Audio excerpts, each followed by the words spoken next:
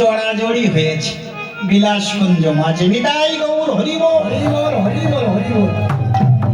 মেঘ আর বিদ্যুতের জড়াজড়ি সখিরে, তাতে কি হলো জানিস?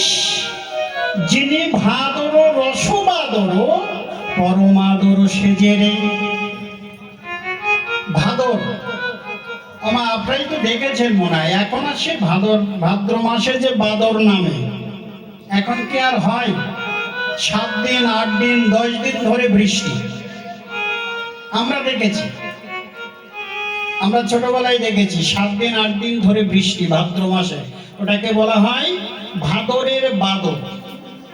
বাদর নামে বৃষ্টি হয়, ঝমঝম করে বৃষ্টি থামে না, অনর্গল হতেই থাকে।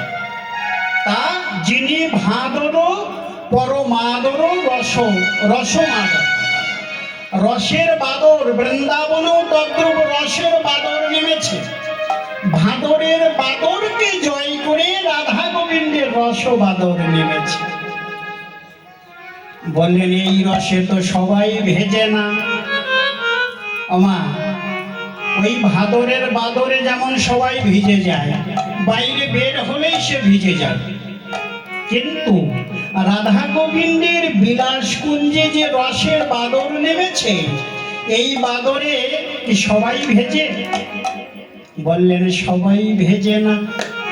বললেন কেউ ভিজে, কেউ ভিজে না গো।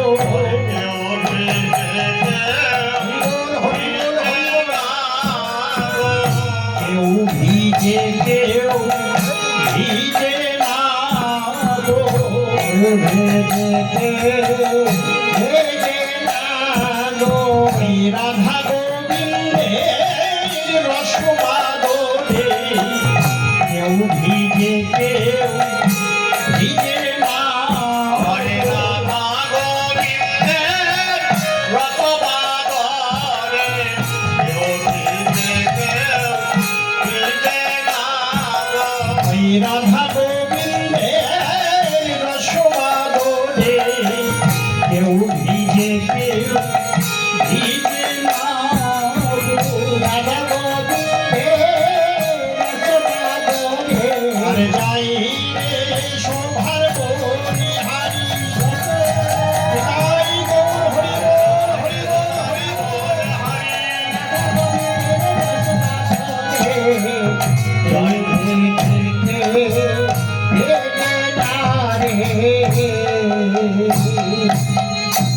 এই রসবাদরে কেউ ভেজে, কেউ ভেজে না।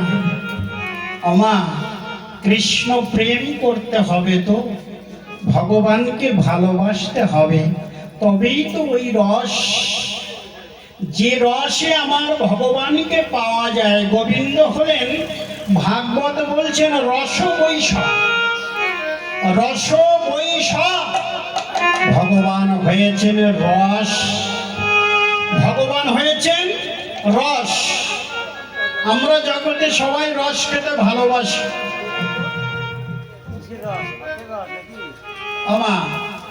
আমরা তো সবাই রস খেতে ভালোবাসি। আখের রস, খেজুরের রস, তালের রস, কত রকম রস, পুরস, মায়ামোহের রস। আমরা এক একজন এক এক রসে ডুবে আছি।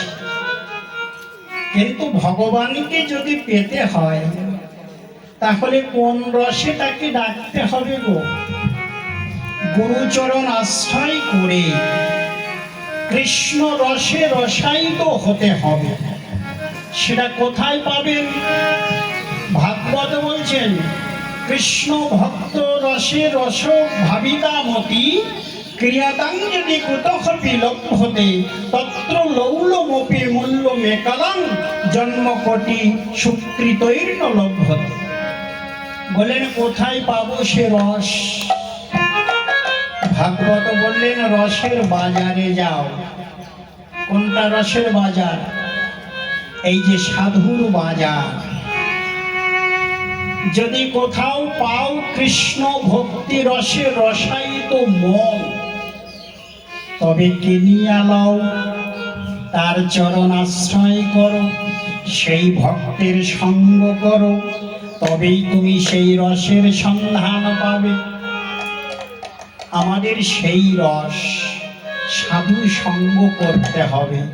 সাধু সঙ্গ ছাড়া কখনো সেই ভক্তি রস আমরা পাব না।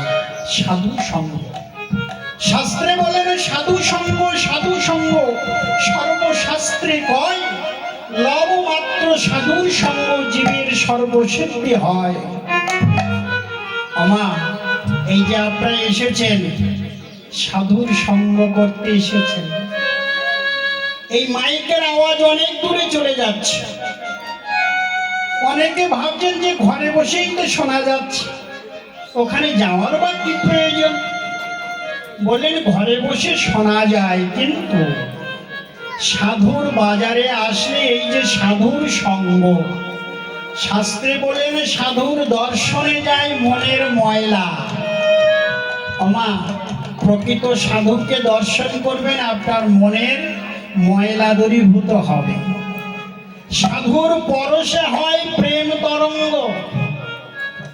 সাধু মহাজনের যখন আপনি পরশ পাবেন, আপনাকে যখন পরশ করবে, তখন হবে প্রেমের তরঙ্গ। কি জানেন তো, সাধুর একটা রোগ আছে।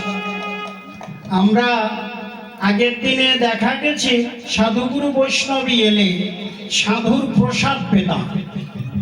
এখনকার দিনে কিন্তু আর এই সমস্ত নাই।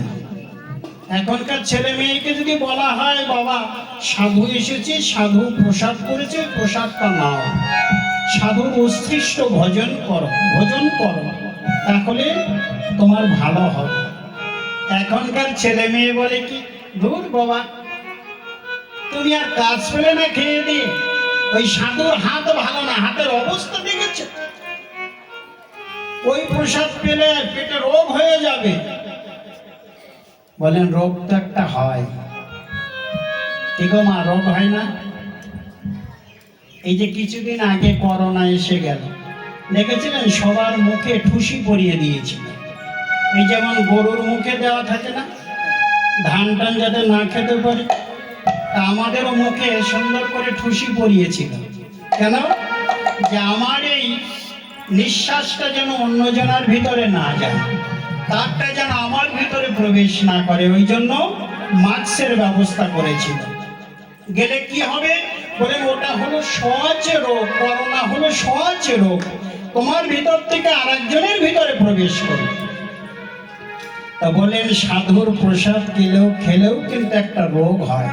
কি রোগ? বলেন সেটা হলো প্রেমের রোগ।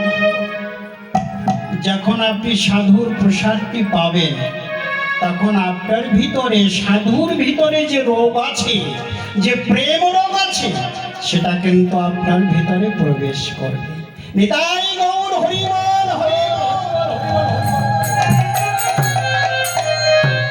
ওই জন্য সাধু সঙ্গ করা, সাধুর প্রসাদ পাওয়া, পেলে কি হবে? রোগ হবে। প্রেম, যে ভক্তির কথা বলা হচ্ছে, যে রসের কথা বলা হচ্ছে, সেটা একমাত্র সাধু সঙ্গের দ্বারাই সম্ভব। তাই বললেন নলিনী দলগত জলগত তরলং তজ্জীবন মতিশয় চপলং ঘনমেঘ সজ্জন সঙ্গতি রেখা ভবতি ভবার নবে তরণী নৌকা। বললেন নলিনী দলগত জলগত তরলং, একটা পদ্মপত্রে যদি জল পড়ে, জলটি যেমন টলমল টলমল করতে থাকে, আমাদের এই যে জীবনটা প্রাণ পাখি, আমাদের দেহ খাঁচার মধ্যে কিন্তু টলমল করছে। কখন জানি ওই পাখিটি